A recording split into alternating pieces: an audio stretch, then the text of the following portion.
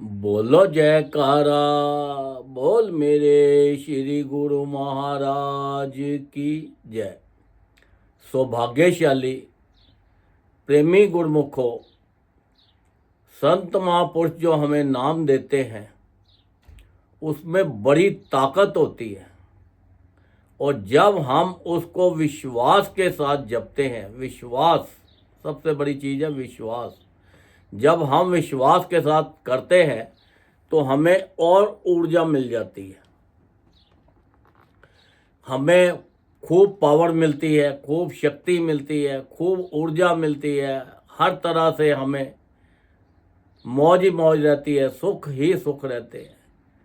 क्योंकि हमें संत महापुरुषों के जो वचन हैं वो सुनकर उस पर अमल भी करना है और उनके नाम को हर वक्त उठते बैठते चलते फिरते हर वक्त अपने साथ रखना है। जो उनके ऊपर विश्वास करके नाम को जपता है, अपने पास रखता है, तो उसको संसार की किसी चीज़ की कोई कमी नहीं आती। उसका लोक भी सुखी हो जाता है और उसका परलोक भी सुखी हो जाता है। अब देखो, आपस में भगत थे, बात कर रहे थे। वो कहने लगा मेरे से ज़्यादा भगत कोई नहीं है, वो दूसरा कहने लगा मेरे से ज़्यादा कोई नहीं है, तीसरा कहने लगा मेरे से ज़्यादा कोई नहीं है, चौथा कहने लगा मेरे से ज़्यादा कोई नहीं। 5 भगत जब बोले, 6 भगत वहाँ बैठे थे, तो संत महापुरुष आए। उन्होंने पूछा भाई क्या बात है, आपस में क्यों लड़ झगड़ रहे हो? वो कहने लगे जी मैं आपका सबसे बड़ा भगत हूँ। वो कहने लगा मैं सबसे बड़ा भगत हूँ। सब एक दूसरे के साथ पूरा करने लगे। उन्होंने बोला भाई सारे ही मेरे भगत हो, कोई दिक्कत नहीं है। ऐसा है कि हमें जन कल्याण के लिए कुछ दवाइयाँ बनानी हैं, तो वो सामने जो आगे जाके पहाड़ है, वो पहाड़ के पीछे जो है जड़ी बूटियाँ हैं, वो जड़ी बूटियाँ आप सारे 6 के 6 चले जाओ और जड़ी बूटी लेके आओ। और ऐसा नहीं है कि बहुत लंबा समय लगा दो, ये 1 दिन या 2 दिन के अंदर वापस भी आना है आपको। ज़्यादा समय नहीं है, समय बहुत कम है। उन्होंने कहा भाई ठीक है। जब वहाँ पे 6 के 6 चले गए, जब पहाड़ के पास पहुँचे तो वहाँ पे मनादी हो रही थी, डंडोरा पिट रहा था, खूब लाउड स्पीकरों के साथ कह रहे थे कि भाई पहाड़ पे मत जाओ, पहाड़ पे मत जाओ, क्योंकि वहाँ पर बहुत तूफान आ रहा है, बहुत प्रॉब्लम हो रही है, विंड बहुत तेज़ है, ठंड बहुत है। तो 2 भगत जो थे वो कहने लगे भैया हम कहाँ जाके मरेंगे ठंड में, हम तो यही रुक जाते। वो 2 भगत उसके उसी गांव में रुक गए। अब 4 आगे चले तो ऊपर जाकर और ठंड बढ़ गई और फिर वहाँ पे अनाउंसमेंट हो रहा था कि भैया रुक जाओ रुक जाओ, ऊपर बर्फ़ के तूफान आ रहे हैं, बहुत प्रॉब्लम हो रही है, विंड बहुत तेज़ है, ठंड बहुत है। अब 2 जो थे उन्होंने सोचा भैया मरने से तो बच जाओ। वो वही पहाड़ की किसी गुफा के अंदर बैठ गए, दोनों के दोनों। अब जो 2 थे वो आगे चलने लगे, आगे जाके और विंड तेज, ठंड, स्नो। तो वो कहने लगा भैया मैं क्या करूं, वो भी कहना मरने से तो बचना है। अब उसने एक गुफा देखी तो उसने बोला ये गुफा में मैं बैठ जाता हूं। और वो जो एक भगत था वो चलता ही जा रहा था, उसने बड़ी आवाज़ें दी, उसने पीछे मुड़ के देखा ही नहीं।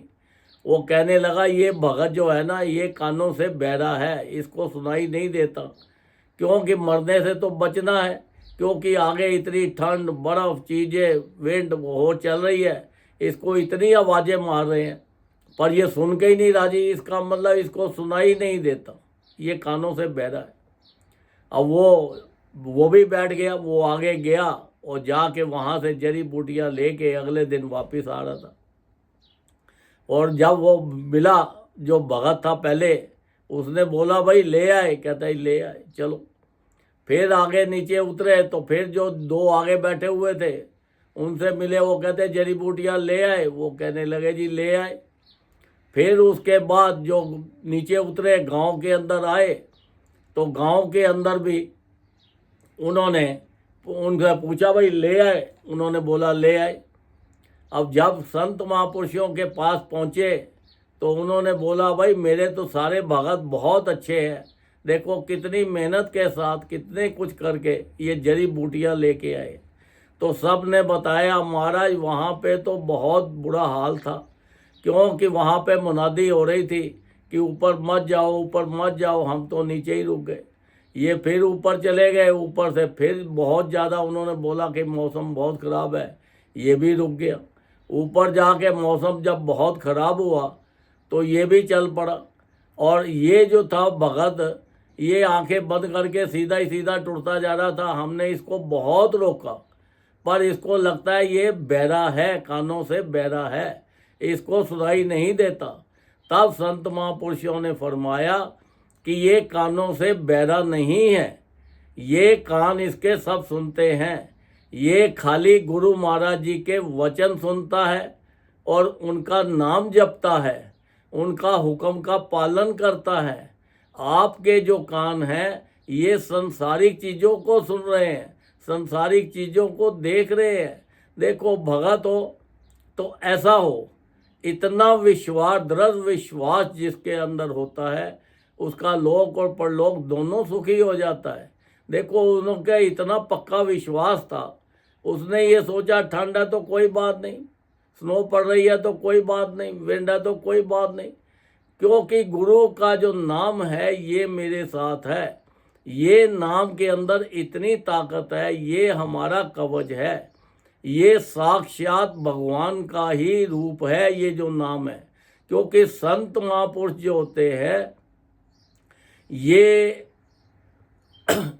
साक्षात भगवान ही संतों के रूप में संसार में अवतार लेते हैं और फिर अपनी रूहों को इकट्ठा करके उनको नाम देते हैं और उनको फरमाते हैं कि देखो ये नाम तुम्हारा एक कवच है, ये नाम को जितना ज़्यादा जपोगे, हर वक्त उठते बैठते चलते फिरते हर वक्त जपोगे तो यही तुम्हारा साथ देगा, लोक में भी और परलोक में भी। और ये संसारिक जितनी चीज़ें हैं ये सब यहीं की यहीं रह जानी है। क्योंकि इंसान क्या है, इंसान एक माटी का पुतला है। जब ये चली जाती है आत्मा इसमें से निकल के तो ये कहाँ चला जाता है, मट्टी में मिल जाता है। क्योंकि ये जो पुतला माटी का बना हुआ है और इसने माटी में ही मिल जाना है और माटी के पीछे ही हम आपस में लड़ झगड़ रहे हैं। देखो संसार के अंदर कोई जायदाद के लिए लड़ रहा है, कोई किसी चीज़ के लिए लड़ रहा है, कोई पैसे के लिए लड़ रहा है। तो ये संसार में क्या है, ये सब चीज़ें नाशवान है, ये हमारे साथ जाने वाली नहीं है। ये चीज़ों का यहीं इस्तेमाल करो और इसका एंजॉय करो। परमात्मा ने ये हमारे एंजॉय के लिए दी है सब चीज़ें। इतने सुख जो दिए हैं ये एंजॉय के लिए है, ये परमानेंट कुछ भी नहीं है। क्योंकि अभी है या फिर होगा या नहीं होगा। क्योंकि इंसान का जो जीवन है ये इतना है जैसे पानी का बुलबुला है, कब आया और कब चला गया इसकी कोई गारंटी नहीं है।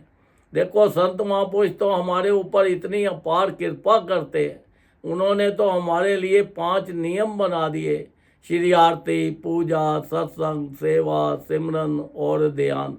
जो श्रद्धा से करे निश्चय हो कल्याण। उसके अंदर भी एक श्रद्धा का वर्ड डाल दिया उन्होंने, विश्वास। क्योंकि वही इंसान कामयाब होता है जिसके अंदर विश्वास होता है। विश्वास मतलब सेल्फ कॉन्फिडेंस। अगर तुम्हारे पास सेल्फ कॉन्फिडेंस है तो तुम अपने परिवार के अंदर भी कामयाब हो जाओगे। सेल्फ कॉन्फिडेंस है तो अपने बिजनेस के अंदर भी कामयाब हो जाओगे। सेल्फ कॉन्फिडेंस है तो आप ट्रैवल कहीं कर रहे हो तो वहाँ पे भी सक्सेस हो जाओगे। क्योंकि सेल्फ कॉन्फिडेंस होना बहुत ज़रूरी है, इसके बिना कुछ भी नहीं है। अगर आप सोचते हो कि ये होगा या नहीं होगा, होगा या नहीं होगा, तो इसका मतलब वो नहीं होने वाला, क्योंकि आपका आत्मा ने पहले ही उसको नेगेटिव सोच लिया।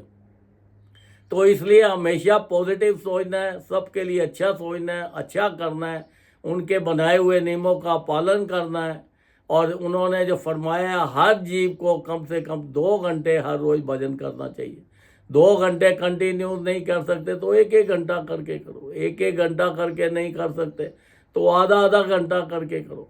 भजन जरूर करो, क्योंकि भजन के ऊपर बार बार जोर दे रहे हैं संत महापुरुष। इसीलिए दे रहे हैं क्योंकि जो भी आत्मा हमारी चरण शरण में आई है, इसका कल्याण हो जाए, ये दुखों से छूट जाए, 84 लाख योनि से छूट जाए। क्योंकि 84 लाख योनि में सिवाय दुखों के और कुछ नहीं है। ये बड़ी मुश्किल के साथ हमें इंसान की रूह मिली है, और वो इसका भी कोई गारंटी नहीं है कितने समय के लिए मिली है। तो ये एक एक समय जो है, एक एक श्वास जो है, अगर इसकी कीमत तीनों लोगों को भी डाल दे तो वो भी कम है। इतनी कीमती चीज़ को हम व्यस्त कर रहे हैं, तो हमें ज़्यादा से ज़्यादा नाम जपना है, भजन करना है, और उनके हुक्म का पालन करना है, उनके वचनों को सुन के उसके ऊपर अमल करना है। तो देखो, इतनी अपार कृपा हमारे ऊपर हुई है। साक्षात भगवान इंसान का रूप धारण करके संसार में आए हैं और हमें दर्शन दे रहे हैं, हमारे से बातचीत कर रहे हैं। हम तो सभी बहुत खुश नसीब हैं कि इतनी परमात्मा की हमारे ऊपर कृपा है। तो हमारी ड्यूटी भी बनती है, हम उनके बनाए हुए नियमों का पालन करें और उनका ज़्यादा से ज़्यादा नाम जप के अपना लोक भी सुखी करें और अपना परलोक भी सुखी करें। बोलो जयकारा, बोल मेरे श्री गुरु महाराज की जय।